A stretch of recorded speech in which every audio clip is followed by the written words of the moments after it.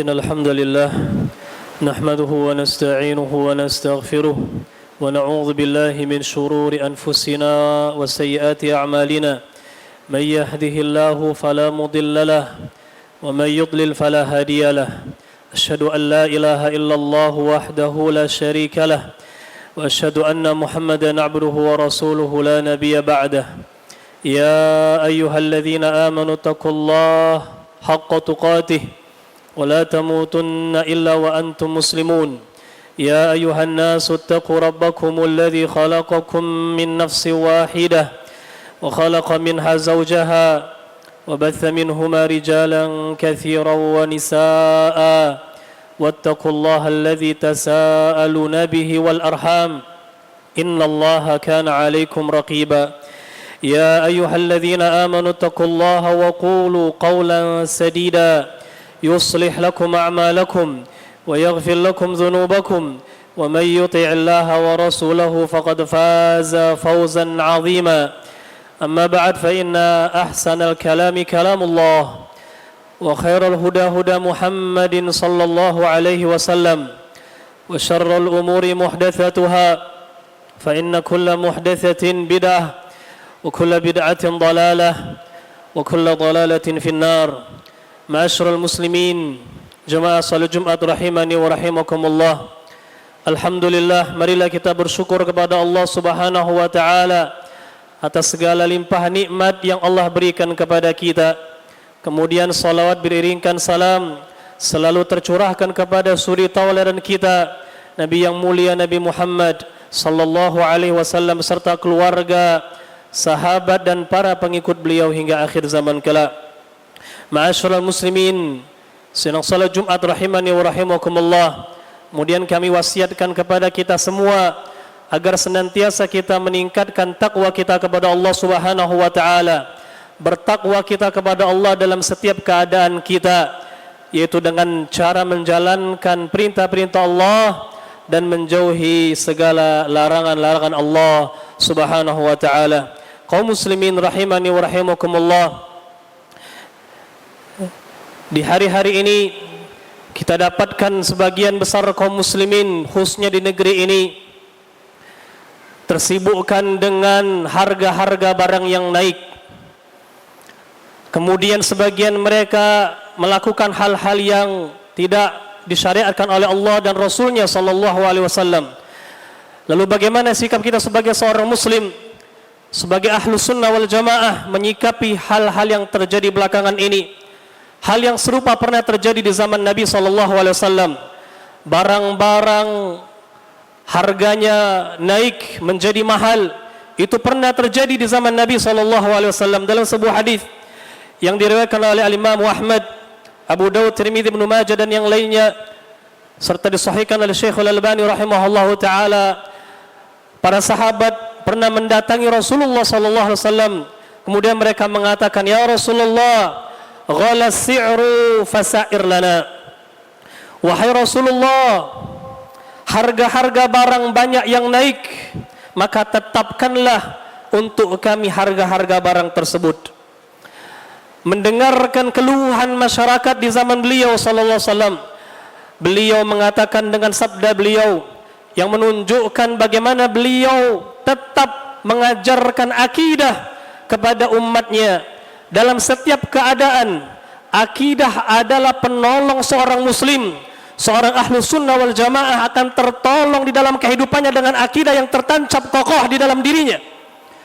Keadaan yang apapun yang dia dapatkan, ketika tauhid, ketika akidah tertancap di dalam relung jiwanya, maka itu tidak akan mengubah konsep yang ada pada dirinya, tidak akan mengubah pandangan dia terhadap Allah Subhanahu wa taala, terhadap agama Allah Subhanahu wa taala.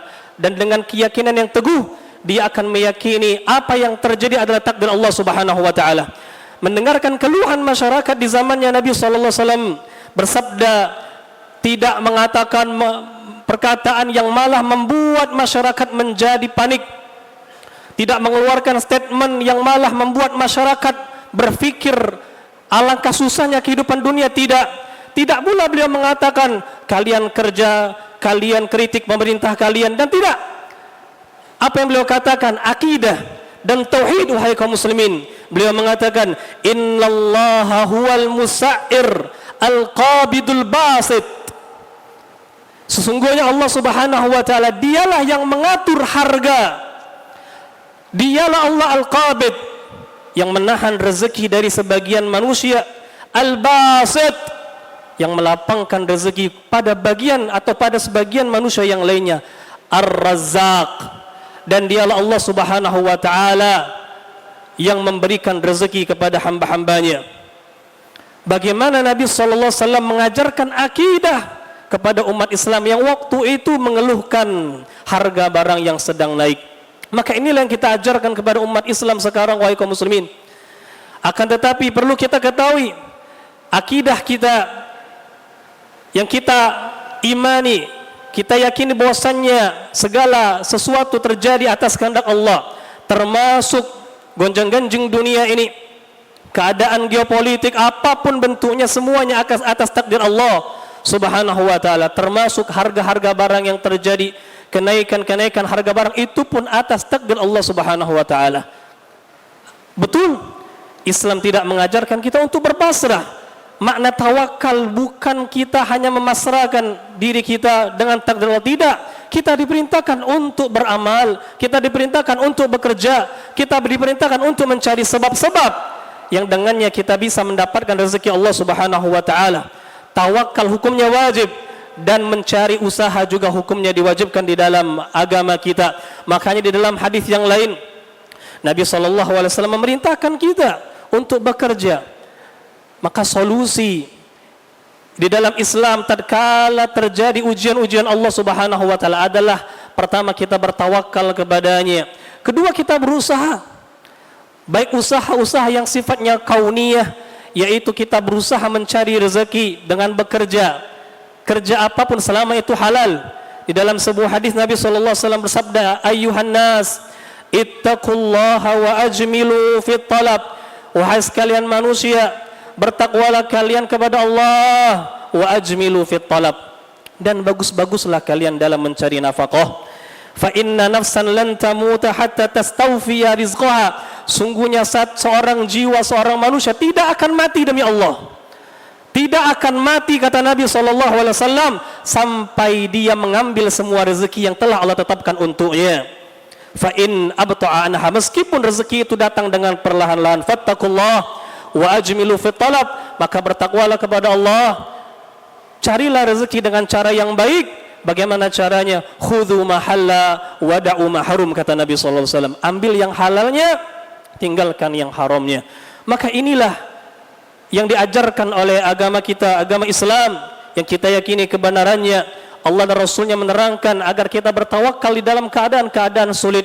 Kita mengimani semua atas takdir Allah Subhanahu wa ta'ala, dan tentunya kita berusaha bekerja semaksimal mungkin, memperbagus cara kita bekerja dengan cara kita mencari yang halal dan tinggalkan yang haram. Kemudian di antara solusi berikutnya adalah dengan kita mengamalkan sebab-sebab yang syar'i, yaitu amalan-amalan yang bisa menjadi pembuka pintu rezeki kita. Lalu apa saja amalan-amalan yang menjadi kunci dari pintu rezeki kita? Banyak sekali, wahai kaum muslimin. Di antaranya adalah dengan kita bertakwa kepada Allah Subhanahu wa taala. Allah Subhanahu wa taala berfirman, "Wa may yattaqillah yaj'al lahu makhraja wa yarzuqhu min haitsu la yahtasib." Barang siapa yang bertakwa kepada Allah, maka Allah akan jadikan untuknya jalan keluar, dan Allah akan berikan dia rezeki dari jalan yang tidak dia sangka-sangka. Satu, bertakwa kepada Allah Subhanahu wa taala. Kemudian yang kedua adalah bertawakal kepadanya. Sebagaimana yang tadi sudah kita jelaskan dalam sebuah hadis, Nabi SAW bersabda, "Lau annakum tatawakkaluna 'ala Allahi haqqa tawakkuli la razaqakum kama yarzuqut thair." Kalau sekiranya kalian bertawakal kepada Allah dengan sebenar-benarnya tawakal, maka Allah akan berikan rezeki kepada kalian sebagaimana Allah memberikan rezeki kepada seekor burung, yang mana dia keluar dari sangkarnya dalam keadaan perut kosong dan kembali dalam keadaan perut yang setelah penuh terisi makanan. Kemudian yang ketiga adalah dengan kita beribadah, menyibukkan diri kita dengan beribadah, bukan sibuk mengkritik pemerintah, bukan sibuk menyalahkan orang-orang pejabat-pejabat kita, tidak, salahkan diri kita. Mungkin musibah yang terjadi ini karena dosa-dosa dan kesalahan kita, mungkin karena kita jauh dari Allah. Maka perbaiki ibadah kita, khusyuklah kita dalam beribadah. Di dalam sebuah hadis Nabi SAW menjelaskan, innallaha yaqul, sungguhnya Allah Subhanahu wa taala berfirman, ya bna Adam tafarragh li ibadati, wahai anak Adam, fokuslah kalian beribadah kepadaku. Benar-benarlah kalian beribadah kepadaku, kata Allah. Fokuslah kalian beribadah kepadaku, kata Allah Subhanahu wa taala. Amla sadraka ghinan wa asuddu faqraka, maka aku akan penuhi jiwamu dengan rasa cukup dan aku akan tutup pintu-pintu kefakiran dari dirimu, kata Allah Subhanahu wa taala. Fokus kita beribadah, bukan malah makin fokus kita mengkritik pemerintah, bukan kita makin fokus menyalahkan orang-orang yang seharusnya tidak kita salahkan. Tadarru kepada Allah, meminta kepada Allah Subhanahu wa taala setelah kita berusaha dan bertawakal kepada Allah Subhanahu wa taala. Kemudian yang keempat, di antara yang bisa menjadi kunci rezeki adalah dengan kita menyambung silaturahim. Mungkin di antara kita ada yang memutus silaturahim dengan keluarganya, maka sambunglah wahai kaum muslimin. Dengan kita menyambung silaturahim, rezeki kita akan dilancarkan oleh Allah Subhanahu wa taala. Dalam sebuah hadis yang sahih, Nabi sallallahu alaihi wasallam bersabda, man sarrahu an yubsata lahu fi rizqihi wa an yunsa'a lahu fi atharihi falyasil rahimah. Barang siapa yang ingin Allah lapangkan rezekinya dan Allah panjangkan umurnya, falyasil rahimah, maka hendaklah dia menyambung silaturahim. Silaturahim yang mungkin selama ini sudah terputus. Kemudian yang kelima, di antara amalan yang bisa menjadi kunci rezeki adalah dengan kita memperbanyak sedekah. Perbanyak sedekah ya ikhwah. Nabi SAW bersabda, "Ma naqasat shadaqatun min mal." Sedekah tidak akan pernah mengurangi harta. Tanyakan kepada orang-orang yang menginfakkan hartanya, apakah harta mereka berkurang dan menjadi miskin? Demi Allah, mata ini telah melihat banyak orang yang mereka bersedekah, harta mereka maka malah makin berlimpah. Mata ini telah melihat orang-orang yang mereka dermawan, Allah Subhanahu wa taala berikan rezeki mereka dari jalan yang tidak mereka sangka-sangka. Maka perbanyak sedekah. Tidak sanggup 1 juta maka 100.000. Tidak sanggup 100.000 maka 1.000 rupiah. Yang penting kita perbanyak sedekah sebatas kemampuan kita. Allah Subhanahu wa taala akan membukakan pintu-pintu rezeki kepada kita. Dalam sebuah ayat Al-Qur'an, dalam surah As-Saba ayat 39, Allah Subhanahu wa taala berfirman, "Wa ma anfaqtum min syai'in fa huwa yukhlifu wa huwa khairur raziqin." Dan apapun yang kalian infakkan di jalan Allah Subhanahu wa taala, maka Allah akan menggantinya dan dia sebaik-baik yang memberikan rezeki. Aqulu ma tasma'un wa astaghfirullah li wa lakum wa li sa'iril muslimina min kulli dhanb fastaghfiruhu innahu huwal ghafurur rahim.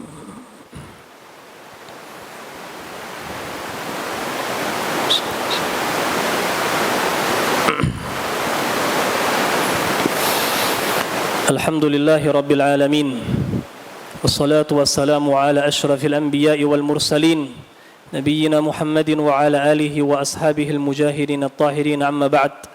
Kaum muslimin rahimani wa rahimakumullah. Kemudian di antara amalan yang bisa menjadi kunci rezeki adalah al-ihsan ila du'afa, berbuat baik kepada kaum du'afa, kaum papa, orang-orang yang lemah.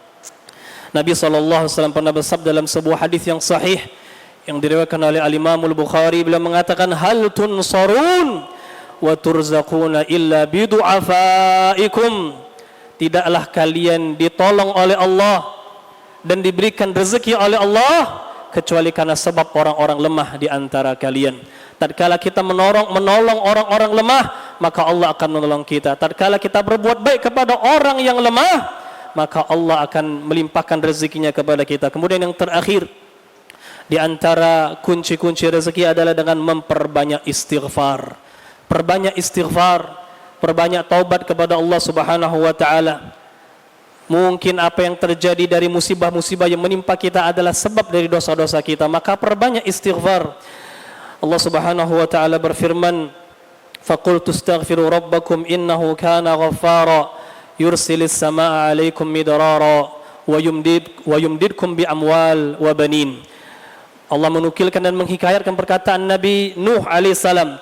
Beliau berkata kepada kaumnya, "Fakultu astaghfiru rabbakum." Aku katakan, itu Nabi Nuh alaihissalam berkata kepada kaumnya, "Istaghfiru rabbakum." Beristighfarlah kepada Rabb kalian, kepada Allah Subhanahu wa taala. Innahu kana ghaffara. Sungguhnya Dia yang Maha Pengampun. Yursilis samaa 'alaikum midrara. Apabila kita telah beristighfar, Allah akan turunkan hujan kepada kita. Wa yumdidkum bi amwalin wa banin, dan akan memberikan kepada kita anak-anak keturunan dan harta-harta yang berlimpah. Maka beristighfarlah wahai kaum muslimun wal mukminun. Insyaallah dengan beristighfar Allah Subhanahu wa taala akan memberikan rezeki yang barakah kepada kita semua. Ibadallah, innallaha ya'murukum bi amrin bada'a fihi bi nafsihi wa thanna bi malaikatihi wa thalatha bikum ayyuhal mu'minun faqala innallaha wa malaikatahu yusalluna 'alan nabi ya ayyuhalladzina amanu sallu 'alaihi wa sallimu taslima. Allahumma salli 'ala Muhammad wa 'ala ali Muhammad kama sallaita 'ala Ibrahim wa 'ala ali Ibrahim innaka Hamidum Majid. Allahumma barik 'ala Muhammad wa 'ala ali Muhammad kama barakta 'ala Ibrahim wa 'ala ali Ibrahim innaka Hamidum Majid. Allahumma arda 'anil khulafa'ir rasyidin Abi Bakr wa Umar wa Uthman wa Ali wa an sa'iri sahabati ajma'in birahmatika ya arhamar rahimin. Allahumma ighfir lil muslimina wal muslimat wal mu'minina wal mu'minat al ahya'i minhum wal amwat innaka sami'un qaribun mujibud da'wat ya qadiyal hajat.